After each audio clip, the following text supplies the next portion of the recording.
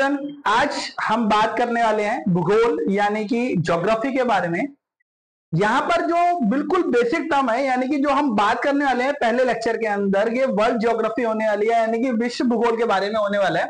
तो यहाँ basic terms लेने वाले हैं सबसे पहले हम कि यहाँ से एमसीक्यू जो पूछे जाते हैं आपसे वो किस तरीके से पूछे जाते हैं, क्योंकि वर्ल्ड ज्योग्राफी से जो एमसीक्यू आते हैं वो इन्हीं के बेस पे आते हैं। दूसरी बात ये कि आपको सिर्फ इतना ही करना है, इससे ज्यादा करने की जरूरत नहीं है। अपना दिमाग मत लगाइए, क्यों? क्योंकि आप सारी चीजें पढ़ने के लिए रहते हैं और सारी चीजें पढ़ने के लिए क्या होता है कि ये बहुत मेन इंपॉर्टेंट चीज होती है वो छूट जाती है। तो बिना टाइम वेस्ट करे चलिए स्टार्ट करते हैं। सबसे पहले अगर हम बात करें भूगोल शब्द का यूज किसने करा था? एरिस्टोनिक ने करा था, जो कि एक ग्रीक के क्या थे, विद्वान थे। 276-194 ईसी पूर्व से पहले यह शब्द ग्रीक भाषा का है, जो दो मूल शब्दों यानी कि जियो और ग्राफ से बना हुआ है। जियो का मतलब पृथ्वी है और ग्राफ का मतलब है एक्सप्लेनेशन यानी कि वर्णन से प्राप्त किया गया है। दोनों को एक साथ रखने पर इसका अर्थ बनता है पृथ्वी का वर्णन यानी कि डिस्क्रिप्शन ऑफ द अर्थ, ठीक है, यानी कि पृथ्वी के बारे में। भूगोल के नामकरण पर इसके विषय में प्राथमिक स्तर पर व्यवस्थित रूप से प्रदान करने में श्रेय यूनान के निवासियों को जाता है। यानी कि जो अगर हम बात करें जो यूनान के लोग थे, सबसे पहले उन्होंने ही इसका डिस्क्रिप्शन लिखना स्टार्ट करा था।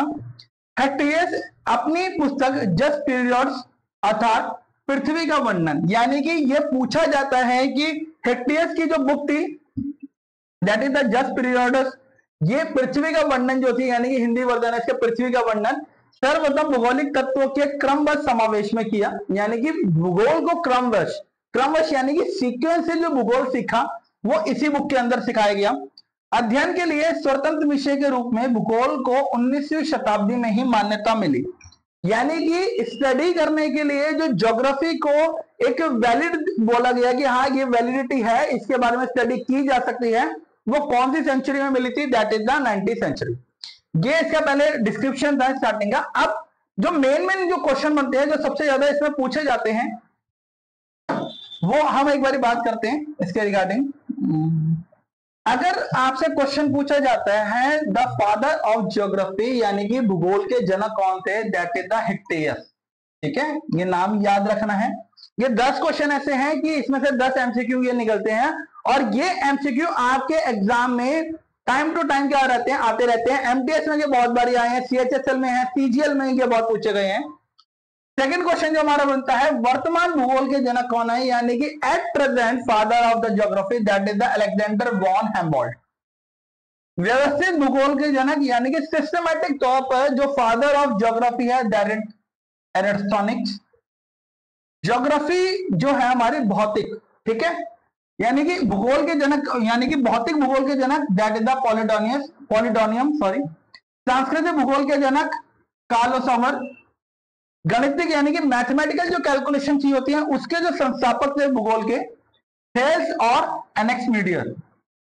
विश्व ग्लोब का निर्माता, आपने देखा होगा स्कूल के अंदर जो ग्लोब होता था उसका जो ग्लोब के निर्माता थे वो कौन थे? That is the Martin वेहम।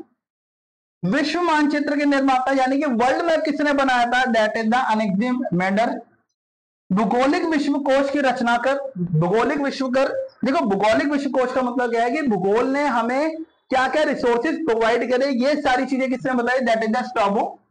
और क्रमबद्ध भूगोल यानी कि सिस्टमैटिक तौर से अलेक्जेंडर वॉन हेम्बोल्ट। तो ये 10 क्वेश्चन ऐसे होने वाले हैं जो आपको याद रखने हैं। ये क्वेश्चन आपसे हर एग्जाम में मोस्टली इनमें से 1 या 2 क्वेश्चन आपको देखने के लिए मिल ही जाते हैं। अब हम इसके बारे में कुछ और डिस्क्रिप्शन पढ़ते हैं that is the world geography के बारे में। निश्चयवाद इसके अनुसार मनुष्य के सारे काम पर्यावरण द्वारा निर्धारित होते हैं, यानी कि मनुष्य को स्वेच्छापूर्ण कुछ करने की स्वतंत्रता कम है। यानी कि देखो जो भूगोल है वो कभी भी इंसानों के हाथ में नहीं रहा, वो सारा काम अपने टेम्परेचर यानी कि अपने वातावरण के हिसाब से करता है। अगर मान के चलिए जैसे बारिशें हैं, ये बारिशें इंसान नहीं रोक सकता। हाँ, कृत्रिम बारिश जो होती है यानी कि आर्टिफिशियल जो रेन होती है वो करवा सकते हैं, लेकिन जो रोक नहीं सकते आप, जो रेन होती है इसको रोका नहीं जा सकता। यानी कि यहां पर वो इंसान के हाथ में भूगोलिक टेम्परेचर किसी भी तरीके से नहीं है भूगोल का। इस विचारधारा के प्रमुख समर्थक हैं, इसके जो समर्थक रहे, क्योंकि अगर पूछा जाता है कि भूगोल के समर्थक जो थे यानी कि विचारधारा में, दैट इज द रिटर रेटेजल और एलन सैंपल ऑन हंटिंगटन। ये जो चार लोग थे, ये इसमें बताया गया जो रिटल और रेटजल थे, ये नवीन निश्चयवाद के संस्थापक थे, यानी कि इन्होंने एक नई थ्योरी दी भूगोल के लिए। ठीक है, अब ये बात करते हैं कि ये जो विश्व की जो ज्योग्राफी है यानी कि वर्ल्ड ज्योग्राफी है, ये बना कैसे। तो सबसे पहले जो हम बात करने वाले हैं दैट इज द ब्रह्मांड, जिसको हम वर्ल्ड ज्योग्राफी के नाम से भी जानेंगे। अगर हम बात करें अस्तित्वमान द्रव्य एवं ऊर्जा के सम्मिलित रूप को ब्रह्मांड कहते हैं। दूसरे शब्दों में सूक्ष्मतम अणुओं से लेकर महाकाय आकाश गंगाओं यानी कि गैलेक्सी के सम्मिलित स्वरूप को ब्रह्मांड कहा जाता है। ब्रह्मांड की उत्पत्ति से संबंधित प्रमुख सिद्धांत निम्न है। सबसे अगर पहले हम बात करें कि जो थ्योरी थी वो हमारी कौन सी थ्योरी थी, that is the big bang theory.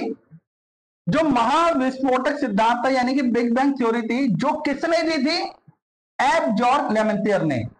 पूछा जाता है कि बिग बैंग थ्योरी सबसे पहले किसने दी थी, that is the F George लेमेंटियर।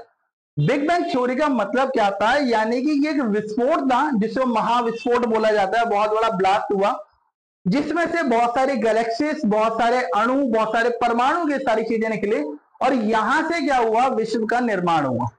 तो सबसे पहले जो निकल के आती है that is the big bang theory. दूसरा है साम्यावस्था और सतत सृष्टि सिद्धांत, स्थिर अवस्था संकल्प, that is the steady state theory, जो किसने दी थी, थॉमस गोल्ड और हरमन बॉडी ने। बिग बैंग थ्योरी बहुत बार ना पूछ के वो आपसे स्टेडी स्टेट पूछा जाता है, स्टेडी स्टेट थ्योरी जो किसने दी थी, थॉमस गोल्ड और हरमन बॉडी ने। दोलन सिद्धांत that is the pulsating universe theory, ये किसने दी थी, डॉक्टर एलन संडेजा ने। और स्फीति सिद्धांत that is the inflationary theory, that is the Elon Guth ने। इन चारों में से जरूर बहुत बारी पूछा गया है कि ये थ्योरी किस किस ने दी थी, तो आपको इन चारों के नाम और इन चारों किस किस ने दी ये जरूर याद रखना है। अब बात करते हैं कि ब्रह्मांड की जो उत्पत्ति के संबंध में महाविस्फोटक सिद्धांत यानी कि big bang theory. Big bang theory जो थी सर्वाधिक मान्य सिद्धांत है। इसका प्रतिपादन बेल्जियम के खगोल यानी कि जो ज्योग्राफी करते हैं खगोलीय और पादरी जॉर्ज लेमेंटर ने किया था। बाद में रॉबर्ट वैगनर ने इसकी सिद्धांत की व्याख्या की। तो अब आपसे दो क्वेश्चन निकल जाते हैं कि इसकी पहले तो शुरुआत किसने की। तो अगर आपसे पूछा जाता है तो आपको लिखना है जॉर्ज लेमेंटर, लेकिन अगर पूछा जाए कि बिग बैंग थ्योरी को एक्सप्लेन किसने किया तो आपको नाम जो लिखना है that is the Robert Wagner. ठीक है, ये नाम आपको याद रखने हैं क्योंकि एमसीक्यू बहुत बारी पूछे जाते हैं। दो क्वेश्चन बन जाते हैं कि एक तो बिग बैंग थ्योरी जो थी वो दी किसने, तो जो किसने, जॉर्ज लेमेंटर ने, और उसको एक्सप्लेन किसने करा, that is the Robert Wagner ने। ठीक है, ये दो अलग अलग लोग थे। तो अब बात करते हैं कि जो महाविस्फोटक सिद्धांत हुआ यानी कि जब ये ब्लास्ट हुआ उससे क्या क्या चीजें एक्सप्लेन हुई। आरंभ में सभी पदार्थ जिनसे ब्रह्मांड बना है यानी कि सारे मटेरियल जिससे ब्रह्मांड बना हुआ है अति छोटे गोलक यानी कि एक ही परमाणु, एकाकी परमाणु मतलब क्या होता है कि एक ही क्या था, एटम सम के रूप में एक ही स्थान पर स्थित था, जिनका आयतन अत्यधिक सूक्ष्म और तापमान अतः घनत्व अनंत था। जिसका क्या था कि जो डेंसिटी थी, जिसका टेम्परेचर था वो बहुत ऐसा था जिसको नापा नहीं जा सकता। ठीक है, इस बात को नासा ने 2001 ईस्वी में map that is the microwave anisotropy probe नाम एक अनुसंधान ने इसकी पुष्टि की। तो याद रखना है कि इसकी पुष्टि कब करी थी, नासा ने करी थी 2001 में। किससे, माइक्रोवेव एंटोस्ट्रॉफी प्रोब से। ठीक है, ये क्वेश्चन मैं आपको बता रहा हूं कि बहुत बारी एग्जाम में पूछे गए हैं, तो सिर्फ यही टॉपिक से आप रिलेटेड कर सकते हो, इससे ज्यादा आपको जाने की कहीं जरूरत नहीं है, इससे बाहर कभी पूछेगा भी नहीं। तो अगर हम बात करें दैट इज मंदाकिनी क्या होती है, मंदाकिनी जब इसके जो तारों का समूह होता है, ऐसा समूह होता है जो धुंधला सा दिखाई पड़ता है तथा जो निर्माण प्रक्रिया की शुरुआत में गैस पुंज है, Mandakini that is the Galaxy कहलाता है। हमारी पृथ्वी को अपनी एक मंदाकिनी है, यानी कि देखो जब ब्लास्ट हुआ तो बहुत सारे क्या एटम से गैलेक्सीज बहुत सारी हुई, अब पृथ्वी भी वहीं से निकली, तो पृथ्वी जो थी उसकी अपनी एक मंदाकिनी है जिसे दुग्ध मेला या आकाशगंगा कहा जाता है। यानी कि ये एक नहीं है, ये बहुत सारी है। ठीक है, लेकिन पृथ्वी की अपनी एक खुद की है। अगर बात करें निहारिका दैट इज नेबुला क्या होता है, इसके जो, क्योंकि ये जो टर्म्स है जब ब्लास्ट हुआ तो इसमें अलग अलग चीजें हुई, तो ये अलग अलग चीजों के नाम है। ठीक है, दैट इज गैलेक्सी नेबुला। ये एक ब्रह्मांडीय नर्सरी है जहां तारों का जन्म होता है। अगर कभी आपसे पूछा जाता है कि तारों का जन्म कहां होता है एमसीक्यू में, तो आपको टिक करके आना है नेबुला। निहारिका में धूल और गैसों का बादल होता है। सभी तारों का जन्म निहारिका में होता है, सिर्फ कुछ दुर्लभ अवसरों को छोड़कर। यानी कि कुछ एक जो स्पेसीज होती हैं, जो अलग से होती हैं, उनका यहाँ पर नहीं होता। बाकी सारे तारों का निर्माण नेबुला में होता है, जिसमें 2 न्यूट्रॉन तारे एक शाम विविध बनाते हैं। वैसे भी न्यूट्रॉन तारे और शाम विविध मृत तारे माने जाते हैं। क्या माने जाते हैं? ये मृत तारे माने जाते हैं। यहाँ पाए जाने वाले गैसों में हाइड्रोजन गैस होती है, हीलियम होती है और अन्य आयनीकृत प्लाज्मा जैसे होती है। यानी कि यहाँ पर देखो सारी चीजें जो तारे होते हैं उनका निर्माण कहां पर होता है। अगर पूछा जाए कि तारों का निर्माण कहां हुआ, तो तारों के निर्माण के लिए अगर हम बात करें दैट इज द नेबुला, जिसको निहारिका कहा जाता है। यहां पर तारों का निर्माण होता है, लेकिन अगर कुछ तारों को छोड़ दिया जाए, और अगर हम बात करें यहाँ पर 2 ग्रुप होते हैं, कौन सा? दैट इज द शाम विविध और एक हमारा न्यूट्रॉन। ये तारे ऐसे होते हैं, ये मतलब स्टार्स ऐसे होते हैं जो कि डेड माने जाते हैं, मृत तारे माने जाते हैं। अब सौर मंडल की बात करते हैं कि यहाँ पर जो जन्म हुआ तो उससे बहुत सारे अलग अलग प्लैनेट्स भी निकले, तो सौर मंडल बना। सौर मंडल में सूर्य के चारों ओर चक्कर लगाने वाले विभिन्न ग्रहों, यानी कि अलग अलग जो प्लैनेट थे, शुद्ध ग्रहों यानी कि छोटे ग्रह, धूमकेतुओं, उल्काओं तथा अन्य आकाशीय पिंडों का समूह को सौर मंडल कहा जाता है। यानी कि सौर मंडल जो सूरज के आसपास सारे जो ग्रह जो घूम रहे हैं, जो उल्का पिंड घूम रहे हैं, उनको सोलर सिस्टम कहते हैं। सौर मंडल में सूर्य का प्रभुत्व होता है, क्योंकि सौर मंडल निकाय के द्रव्य का लगभग 99.99 द्रव्य सूर्य में ही निहित है। सूर्य के समस्त ऊर्जा का स्रोत भी सूर्य ही है। यानी जो सूरज है, जो सन है, उसको एनर्जी भी किससे मिलती है? दैट इज सन से ही मिलती है। तो याद रखना सौर मंडल के जो समस्त ऊर्जा स्रोत है वो कहां से मिलते हैं? उसको सूर्य से मिलते हैं। यानी कि सन को हम सोर्स ऑफ एनर्जी भी कह सकते हैं। अब इसके जो मेन प्लैनेट है यानी कि जो सन है, उसके बारे में हम बात करते हैं। सूर्य सौरमंडल का प्रधान है। यह हमारे मंदाकिनी दुग्ध मेला के केंद्र से लगभग 30,000 प्रकाश वर्ष की दूरी पर है, पर एक कोने में स्थित है। यानी कि ये लगभग कितनी दूर है? 30,000 प्रकाश वर्ष। सूर्य अपने अक्ष पर पश्चिम की ओर घूमता है। क्वेश्चन जरूर निकलता है यहां से, मैं मार्क कर देता हूं आपको कि सूर्य अपने अक्ष पर पूर्व से पश्चिम की ओर घूमता है। यानी कि जब पूछा जाए कि सूर्य किस ओर घूमता है, दैट इज पूर्व से पश्चिम की ओर। अब इसका मध्य भाग 25 दिनों में, ध्रुवीय भाग 35 दिनों में। मध्य भाग यानी कि जो मिडल पॉइंट है, और इसका जो आगे दे रखा है कि ध्रुवीय भाग 35 दिनों में घूर्णन करता है। सूर्य एक गैसीय गोला है जिसमें हाइड्रोजन 71% है, हीलियम 26% है और अन्य चीजें 2.5% होती है। तो सबसे ज्यादा इसके अंदर कौन सी होती है? हाइड्रोजन होती है। क्वेश्चन बनेगा कि सबसे ज्यादा गैस कौन सी होती है सूरज में? That is the hydrogen.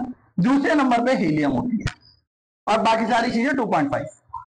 सूर्य को केंद्रीय भाग कोर कहलाता है। यानी कि अगर ये जो मैं पार्ट की बात करूं, इसको हम बोलेंगे दैट इज कोर। सूर्य के बाहरी सतह पर तापमान 6000 डिग्री सेल्सियस है।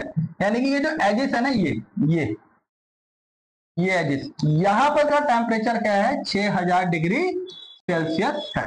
ठीक है, तो ये सारी चीजें आपसे एमसीक्यू में पूछी जाती हैं, तो कृपया करके याद रखें, ध्यान रखें। नेक्स्ट अगर हम बात करें, सूर्य की दीप्तिमान सतह को प्रकाश मंडल कहते हैं, दैट इज द फोटोस्फीयर कहते हैं। सूर्य ग्रहण के समय सूर्य में दिखाई देने वाले भाग को सूर्य किरण यानी कि कोरोना कहते हैं। यह सूर्य के बाह्यतम परत है जो कि सूर्य किरण यानी कि एक्सरे उत्सर्जित करता है। ठीक है, सूर्य की जो एज मानी जाती है वो 5 बिलियन बोली गई है। कितनी बोली गई है? That is 5 billion. सूर्य पृथ्वी से लगभग 15 करोड़ किलोमीटर दूर है। इसका अप्रोक्सीमेटली रखा जाता है कि जब अगर पूछा जाए कभी क्वेश्चन में कि सूरज और पृथ्वी के बीच की दूरी है, तो आपको याद रखना है that is the 15 crore. Next अगर हम बात करें, सूर्य के प्रकाश को पृथ्वी तक पहुंचने में 8 मिनट 16.6 सेकंड लगते हैं। इससे एक एमसीक्यू जरूर बनता है आपका कि सूरज की जो लाइट होती है, सन की जो लाइट होती है, वो पृथ्वी पर आने में कितना टाइम लगता है? 8 मिनट 16.6 सेकंड का समय लगता है। सूर्य के धब्बे यानी कि चलते हुए गैस के गोले, आप देख सकते हैं इसके अंदर जो जैसे कि गोले नजर आ रहे हैं, को तापमान आसपास के तापमान से 1500 डिग्री सेल्सियस कम होता है। सूर्य के एक पूरा चक्र 22 वर्षों का होता है। पहले 11 वर्षों तक ये बढ़ता है, यानी कि पहले 11 वर्ष ये क्या होता है, बढ़ेगा, और यहां पर उसके बाद कम होगा। पहले 11 वर्षों तक ये धब्बा घटता है। जब सूर्य की सतह पर धब्बा दिखलाई पड़ता है तो उस समय पृथ्वी पर चुंबकीय झंझावात यानी कि मैग्नेटिक स्टॉर्म्स होते हैं। यानी कि क्या आते हैं, हमारे जितने भी टेक्निकल टर्म्स हैं, यानी कि जैसे रेडियो, टेलीविजन, इनमें खराबी आना शुरुआत हो जाती है, उत्पन्न होते हैं। इससे चुंबकीय सुई की दिशा बदल जाती है और रेडियो, टेलीविजन, बिजली चलित मशीन आदि में गड़बड़ी उत्पन्न होने लगती है। तो हर 11 साल बाद ऐसा होता है कि जो हमारी मशीनरी सिस्टम है, जहां जो किस पे काम करती है, दैट इज द मैग्नेटिक काम होता है, वो सारी चीजों पे गड़बड़ी आने लग जाती है। जो कि क्यों होती है, क्योंकि यहां जो होता है कि अपना जो एक सर्कल होता है वो 22 सालों में पूरा करता है। पहले 11 साल ये बढ़ता है और बाकी 11 साल ये कम होता है। सूर्य का व्यास अगर हम बात करें तो लगभग 13,92,000 किलोमीटर है, जो पृथ्वी के व्यास से लगभग 110 गुना है। कितना गुना है, 110 गुना। मंडल के पिंड के बारे में बात करें, यानी कि ये सूरज सा। अब यहां पर अंतरराष्ट्रीय खगोल शास्त्रीय संघ, that is the international astronomical union IAU की प्राक सम्मेलन 2006 के अनुसार सौर मंडल में मौजूद पिंडों को निम्नलिखित 3 श्रेणियों में बांटा गया है। पिंड यानी कि अलग अलग छोटे छोटे गोले। परंपरागत ग्रह दैट इज बुध और शुक्र, पृथ्वी, मंगल, बृहस्पति, शनि, अरुण और वरुण। बौने ग्रह यानी कि जो उनसे छोटे हैं, प्लूटो, चेरॉन, सेरेस 2003 में यूवी और 2313। आगे इसके आंतरिक और भीतरी ग्रह भी कहते हैं। देखो यहां पर क्या होता है, ये पहली बात तो इनको जो 3 पार्ट्स में डिवाइड कर दिया, और पार्ट्स में डिवाइड करने के बाद इसको हमने क्या बोला, पार्थिव या आंतरिक ग्रह, दैट इज द टेरेस्ट्रियल और इंटरप्लैनेट्स। ये आंतरिक या भीतरी ग्रह भी कहते हैं। ये सूर्य के बहुत निकट होते हैं, यानी कि जो सन है, अगर सन के बहुत पास है, इसको हम बोलेंगे that is the inner planet. ये चट्टानों से बने होते हैं। ये किससे बने होते हैं, चट्टानों से, यानी कि बड़े बड़े पत्थरों से बने होते हैं। और ये जो अगर हम बात करें that is the outer planet, ये बहुत दूर होते हैं, ये बहुत बड़े आकार के होते हैं, और ये गैस और तरल पदार्थों के बने होते हैं। ये किसके बने होते हैं, गैस और तरल पदार्थों के। तो जो पास होते हैं वो चट्टानों के यानी कि स्टोन के बने होते हैं, और जो दूर होते हैं वो गैस और तरल पदार्थों के, जिसमें हमने रखा है मंगल, बुध, बृहस्पति, शुक्र और शनि। इन 5 ग्रहों को नंगी आंखों से देखा जा सकता है। नंगी आंखों का मतलब यानी कि आप नॉर्मली इसको देख सकते हो, क्योंकि ये बड़े होते हैं। आकार के अनुसार अगर हम बात करें ग्रहों का क्रम, घटते क्रम में बृहस्पति, शनि, अरुण, वरुण, पृथ्वी, शुक्र, मंगल और बुध। आपसे इतना याद करने की जरूरत नहीं है, आपको एक तो पहला याद रखना है। अगर साइज के बारे में बात करें तो बृहस्पति नंबर 1 है, नंबर 2 हमारा सेक्शन है, और लास्ट हमारा क्या है, बुध है। अगर डेंसिटी के बारे में बात करें, डेंसिटी, तो डेंसिटी की अगर हम बात करें तो आपको पहले 2 याद रखने की जरूरत है, यानी कि दैट इज द सेक्शन, यानी कि शनि, अरुण, और एक लास्ट आपको रखने की जरूरत है, दैट इज द अर्थ।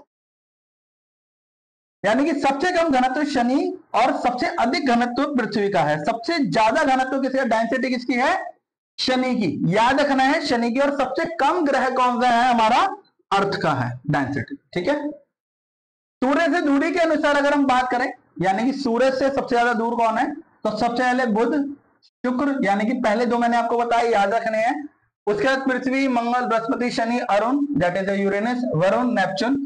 यानी सूर्य के सबसे निकट ग्रह जो है वो बुध है, और सबसे दूर अगर हम बात करें तो वो कौन सा है, वरुण है, दैट इज द नेपच्यून। ठीक है। तो अगर हम इसकी बात करें, सीक्वेंस की बात करें, तो सबसे निकट जो है वो दैट इज बुध, और सबसे दूर जो है दैट इज वरुण। शुक्र और अरुण को छोड़कर अन्य सभी ग्रहों का जो घूमते हैं वो एक्सिस में घूमते हैं। घूर्णन जो होता है, शुक्र और अरुण के घूर्णन की दिशा पूर्व से पश्चिम होती है, दैट इज क्लॉकवाइज। क्लॉकवाइज अगर मैं आपको बताऊं, जैसे ये हमारी सुई घूमती है, इसको हम कहते हैं क्लॉकवाइज। यानी कि ये सिर्फ ऐसे 2 ग्रह ऐसे हैं जो इस सीक्वेंस से घूमते हैं, और वो कौन कौन से हैं हमारे, एक तो शुक्र है और एक अरुण है। बाकी सारे जो घूमते हैं वो एंटी क्लॉकवाइज घूमते हैं, जबकि अन्य सभी ग्रह कैसे घूमते हैं, हमारे एंटी क्लॉकवाइज घूमते हैं। तो यहां से क्या एमसीक्यू पूछा जाता है कि कौन सा ऐसा ग्रह है जो क्लॉकवाइज घूमता है तो आपको दोनों तो नहीं देगा, शुक्र और अरुण इन दोनों में से कोई एक दे देगा और बाकी 3 दूसरे में से देगा। तो आपको याद रखना है शुक्र और अरुण, ठीक है। ऐसा भी दे सकता है कि कौन से ग्रह होते हैं तो शुक्र और अरुण को एक पेयर में दे सकता है। तो आपको ये सारी चीजें याद रखनी है। तो यहां पर हमारा पार्ट 1 हमारा क्या हो जाता है, पूरा कंप्लीट हो जाता है। यहां पर हमारा पार्ट 1 पूरा कंप्लीट हो जाता है वर्ल्ड ज्योग्राफी का।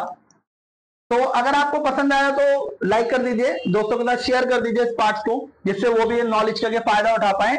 और चैनल को सब्सक्राइब करके रखें, यानी कि आपके कोर्स से रिलेटेड चीजें आपको यहाँ पर जनरल नॉलेज पूरी मिलती रहेगी। और आपको मैं एक बात बता देता हूं कि आपको सिर्फ इतना ही करना है, इससे ज्यादा करने की जरूरत नहीं है, क्योंकि एग्जाम में सिर्फ इतनी ही चीजें पूछी जाती हैं। सारा पढ़ने में अपना टाइम वेस्ट ना करें, टाइम बहुत लिमिटेड है, कोर्स को टारगेट लगा रखा है, तो जितनी चीजें पढ़ाई जा रही है सिर्फ उतना ही पढ़े बस, इससे ज्यादा और करने की जरूरत आपको नहीं पड़ेगी, ठीक है।